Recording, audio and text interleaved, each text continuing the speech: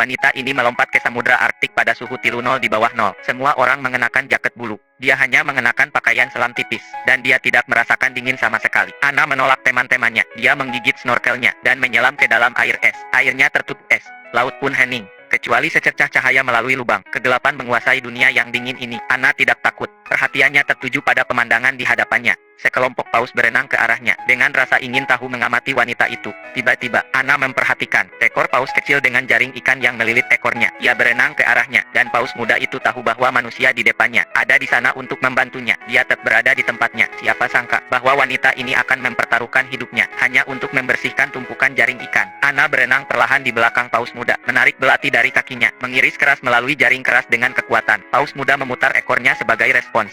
Jaring terlepas tanpa hambatan. Keluarga paus berenang ke arah Anna. Sebuah gerakan diam-diam dari rasa terima kasih. Anna membeku sejenak, kembali ke pantai. Dia dengan bersemangat mengatakan kepada semua orang, bayi paus tidak bisa berenang sendiri, karena jaring itu mencekik ekornya. Sekarang masalahnya sudah terpecahkan.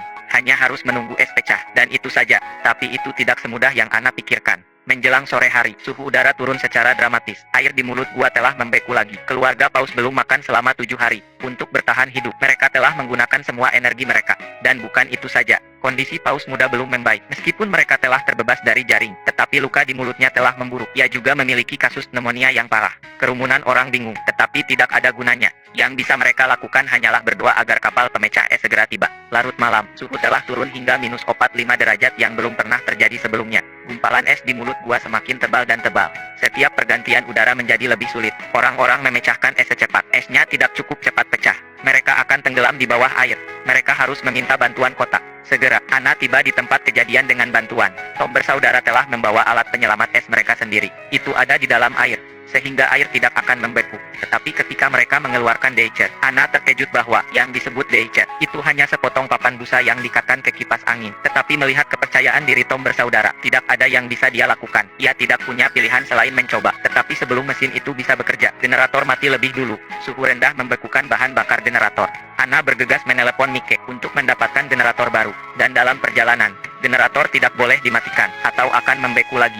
Ketika Mike tiba dengan tergesa-gesa, dia akan naik pesawat, tetapi ia dicegah untuk melakukannya karena kabin ditutup. Asap knalpot dari generator akan mencekik orang-orang di dalamnya. Paus berada dalam bahaya. Tidak ada yang bisa dilakukan Anna. Dia mengatakan kepada pilot untuk tidak menutup palka dan terbang dalam angin dingin.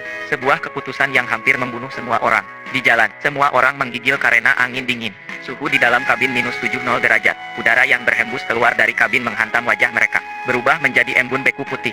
Tiba-tiba, pesawat meluncur. Alarm berbunyi.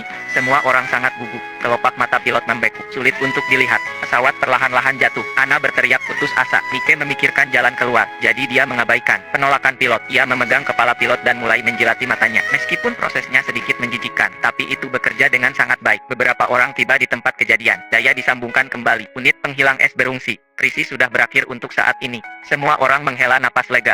Tetapi pemecah es itu dalam masalah besar.